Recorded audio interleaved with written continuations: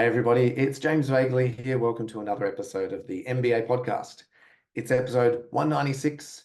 We're still talking about how to elevate your visibility as a mortgage broker and a business owner. And elevating visibility is a key strategy to become more known, to get more people to talk to write more loans, to grow your business, right? So today we're talking about entering, winning, and leveraging awards. I'm excited about this one. Ash, how you doing today? Yeah, I'm going great, James. Yeah, I'm excited about this one too. We've both had a bit of experience in, the process and utilization of this. But I'm also really keen to dive into what holds people back from doing it as well. Yeah, well, we can do that for sure. So listeners, welcome aboard again. We'll talk about why you should enter awards, nominations, how to give yourself the best chance of winning, and what you should do if you do become nominated or a finalist or a winner of an award. How do we leverage that? And not to do it in a way that's cringeworthy, which is what a lot of people do. So I like this. I like this subject, Ash. Awards are a good thing. It's like writing a book. It's like speaking on stage, all the things we're talking about this month. Having awards, although it might just be a sticker or a seal, they mean a lot, like the perception of winning awards. We could do 100 examples. Bottles of wine in a bottle shop. You're looking at a sea of bottles. A lot of people go for the ones with the gold stickers on them, the awards. Yeah. So just like last week, everyone's wearing black. I'm going to pick the person who looks different, who's standing out.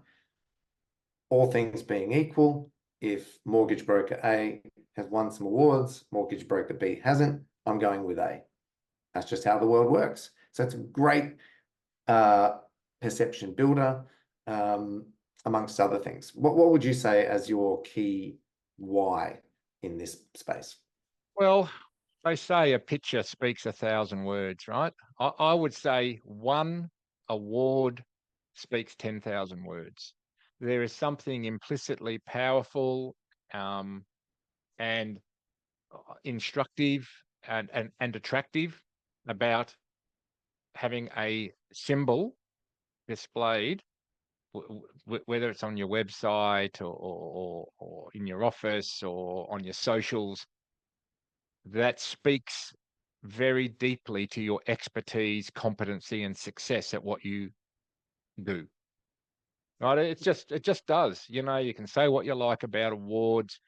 You know, um, you can say what you like about the people that win awards, but at the end of the day, when in the ruck of choosing who you engage and do business with, an award can speak 1,000 positive words, and it speaks them in a way that's deeply emotional. Like, Hmm. that's what I like. I like, you don't have to say a thing. It's like, just look at the scoreboard. Just look at my awards.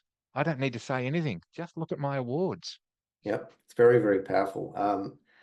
Maybe even touching before we get into how to leverage it and all that sort of stuff. What you mentioned at the start about what holds a lot of people back from entering, and I'd like to start there because, in actual fact, we as a business didn't enter awards, well, for probably the first 15, X number of years.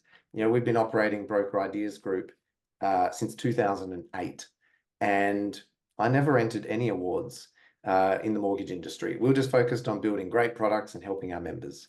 Um, and we just didn't, well, I didn't want to do it.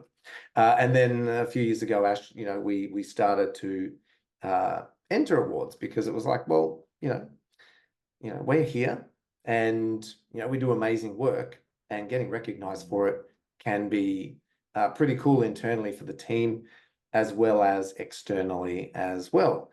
So it's quite interesting that, we're almost a case study for that in ourselves, in that we didn't do it for such a long time. And actually, I mean, at the time of recording this, these are on my desk right now, but, last year, which is current,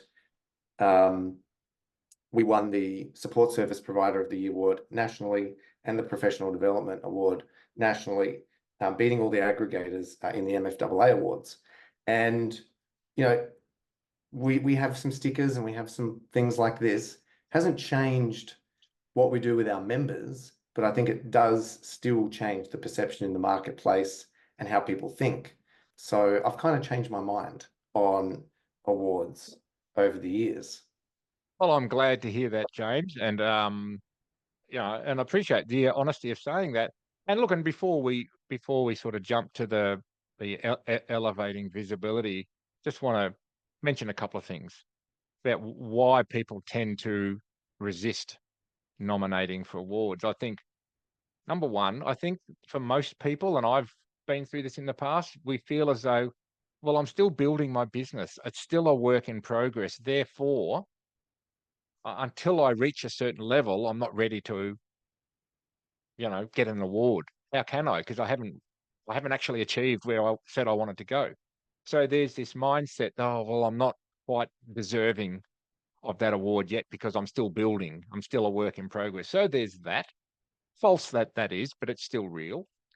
But then on the other side, there's something that you've mentioned in the previous episode, and I think it's the Australian psyche of humility gone a bit wrong, which is we don't want to stand out. We don't want to be seen as the wanker, so to speak. Excuse me, my non-Australian listeners. We can define what that means. Um, we are sort of the opposite of what I would call the North American approach, which is give me the microphone. I want to tell you about myself. In Australia, it's like, don't give me the microphone. I don't want anyone to know about me. So we have this humility gene that says, you know what? I don't, why would I apply for an award? That's me saying, hey, look at me. I'm special. I'm important. So there is an element of that false narrative that goes on for a lot of individuals and businesses that believe deep down inside nominating for an award, whether you nominate yourself or someone else nominates you, is false praise, or it's you wanting to talk about yourself. Mm. Australians don't like to talk about themselves. Like Uh, anybody listening outside Australia, it's part of our psyche. We don't like to talk about ourselves. That's true. We often don't like self-promotion. We don't want to draw attention to ourselves. We just want to be good at what we do and not known. And for many years, I was the same. I would prefer to not be known, not on social media, don't care about awards. As long as we're helping people and we're building a good business, that's it. And that's why we didn't enter awards for years. But there is a strategic element for entering awards. Um, and it's worthwhile. Like, so getting over the yes, self-promotion, drawing attention to yourself, well, that's a good thing in business. We want to do that. So we want to, enter awards if we're eligible. We want to do our best to try and win them. And then we want to leverage them if we are lucky enough to win or become a finalist. So I don't know, Ash, if you have any tips potentially on or any thoughts on what sorts of awards that mortgage brokers, our listeners, should be entering, and then how to enter, whether they should do it themselves or hire somebody because it's a lot of work. That's probably another reason why most don't, because they're a lot of work. And then if you're a finalist or a winner and get that sticker, what do we do with it? Let's start. Well, going back to the first part of your question, speaking from my own personal experience, when I won a couple of awards going back many years ago now, almost pre-social media in many ways, what was pre-social media, I 100% recommend hiring someone or certainly engaging one of your employees to help with your proposal.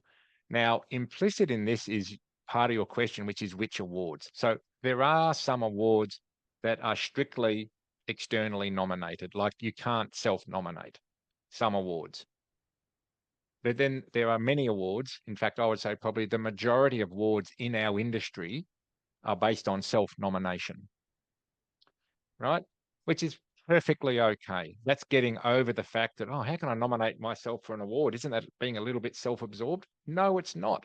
Get over it, leave it behind. You can help more people. If you win an award, you reach more people, you can help more people. Start thinking like that. So to your question, I would recommend, particularly if it's an industry-based award, which most awards we're talking about are, let's be honest, most of the awards are through either the peak bodies in the industry, some of the media outlets that are involved in the industry, and some other organizations that are involved in the industry. Nearly all of those involve self nomination and a professional presentation for the award, right? Which means generally it involves time that you probably don't have as a business owner, and two, a skill set that you possibly don't have as a business owner. So yes, if you've got someone in your team who can do it, great. Otherwise, it's probably worth engaging someone with focus and competence to do it for you. And I think 100% that's what I would do these days. I'd have to agree. Yeah, if it's we've entered lots of awards now. We know depending on the type of award, there's a fair bit of work and writing and stuff, editing to get ready for submission. And let's say that takes maybe if you're really good at it, let's just say it only takes a day. If you could pay somebody a couple of grand to do that, go and write another home loan, and you make way more than that. Like you can easily write another home loan in a day rather than sitting at your computer for 1 or 2 days trying to piece together a submission. So I definitely agree in hiring somebody. One thing I want to talk about, Ash, you mentioned it. There's a lot of awards in the industry. There's also a lot of awards outside the industry too, like local communities, states, countries, other businesses. So there's internal to the industry awards and external. I'd like to get your perspective. My perspective is that doesn't matter. And I'd like to challenge our listeners. When you're looking at buying a bottle of wine and you gravitate to the one that might have the stickers on it, the awards, do you even read this? Do you even read what the stickers say? No. No. No one reads the stickers. The fact that you have the stickers is everything. Years ago, we had another business helping mortgage brokers publish books. And one of the key things we said when we were promoting that service to mortgage brokers was that just having the book is the strategy. What's actually written inside, yes, should be good and valuable and accurate, but no one's probably going to read it, or very few people will even read it. So it's just having the book. So with the awards, it almost doesn't matter what the awards are, it's just having them. So if it was me, I'd be thinking about, well, any awards that I can enter, whether they're in the industry or outside the industry, if it gets me the sticker or the seal, that's going to give you a bump above the competition. And then it just becomes, Ash,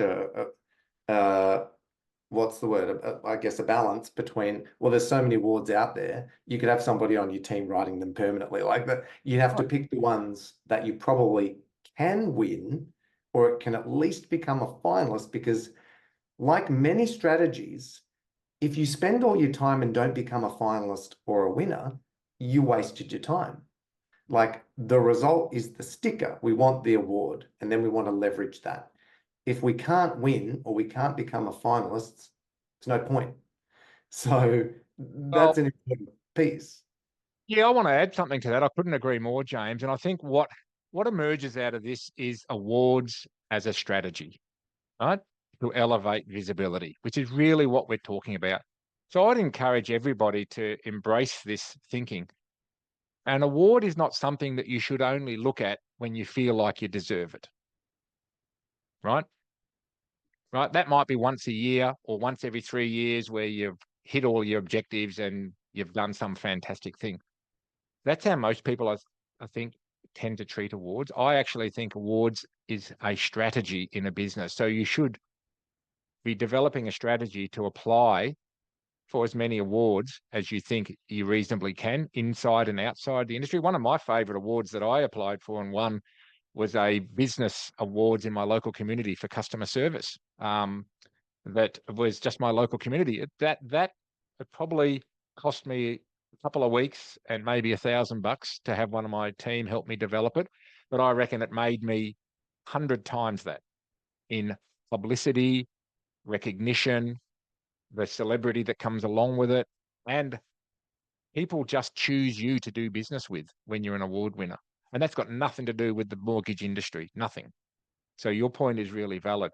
But I would, taking this discussion to the next step is elevating visibility through a awards as a strategy so that you're not just dependent on one award once a year. Oh, we didn't get nominated. What a waste. And you give up and you don't do it. Have a process that you can be applying for a different award once a month, once every quarter, so that you will get nominated and will win some awards along the way.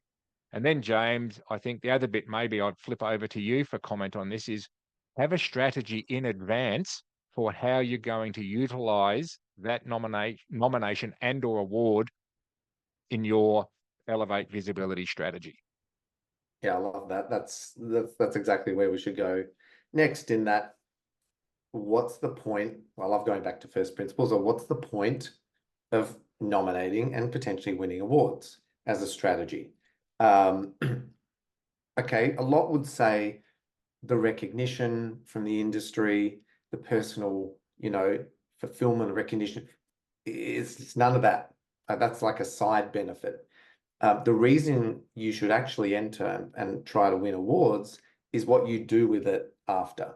It's not the personal accolade or the pat on the back from your industry or aggregator. That's great. But, and to be fair, it is great to get the pats on the back and the awards. It's awesome. So I'm not discounting that at all. But the purpose is what you do with it after that. So if you're doing it just to feel good and post on your LinkedIn or your Facebooks, hey, we won an award and that's it, it's kind of pointless. You now have this thing you can use everywhere and anywhere. So it becomes part of your brand. It's on your websites and your socials and your banners. You're listing it here and there. You're sharing it with your clients and your partners that this is something that is important and that you won.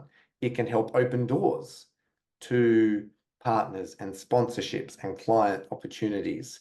It can open so many doors if you use it the right way. If you just win it and file it, it's not going to really do much. It's about getting it and then shouting it from the rooftops, and not once, but constantly, and baking it into your brand. That's what I'd be doing. And that's something that we are starting to work more with our members on, James. And I'd encourage anyone listening or watching this to think about embracing awards as a strategy, but baking it into your overall strategy. As with any business, there's strategies within strategies. So I think that's the most important thing for me. Like winning an award purely for the award's sake is great. And it brings a lot of personal joy to you and your team, particularly if you've got a team. I think awards also have a great inward benefit, James, within a business. I know for me, winning awards, it's a great sense of satisfaction and achievement for your team and your customers. I mean, customers love being part of a business that's an award winner. They brag about it, right? It's amazing. But it's also a great tool for recruitment. Like, who wouldn't want to work for an award-winning business over a non-award-winning business, all other things being equal, right? I'll choose the award-winning business because, hey, I'm an award winner or potential award winner. So it has all of these benefits beyond purely what I would call elevating visibility to prospects. So I would be, if you haven't already done this, pick up the phone, call us, at least sit down and go, you know what would a distribution workflow look like if I was to be nominated and or win some awards? Start to map it out. I do this, I do this, I do this. I'd get on this podcast, I'd get interviewed by this magazine. I'd put it up front in my business, on the triage calls, on the outbound newsletters. Everything that I do is now going to have this stamped on it. Have Oh, definitely. Yeah. I like what you said. That's probably the final piece for me as well, is that, can we help you apply for and win awards? Well, no, I'm not going to help you apply for them. We can help you win them by having a great business that's worthy of winning awards. So as Ash said, knock on our door and let's grow an amazing business together so that you do get nominated and win awards. And then we can help you strategically plan and leverage that in your brand and marketing to even further snowball, win more awards and get more customers and partners. And it's exciting. And as Ash said, it's great for the team. It's great for morale personally and for the business. So there's so many reasons why you would do this. And, so just put yourself out there, enter, grow an amazing business that's worthy of winning, and then do something with it. Yeah, any final words, Ash?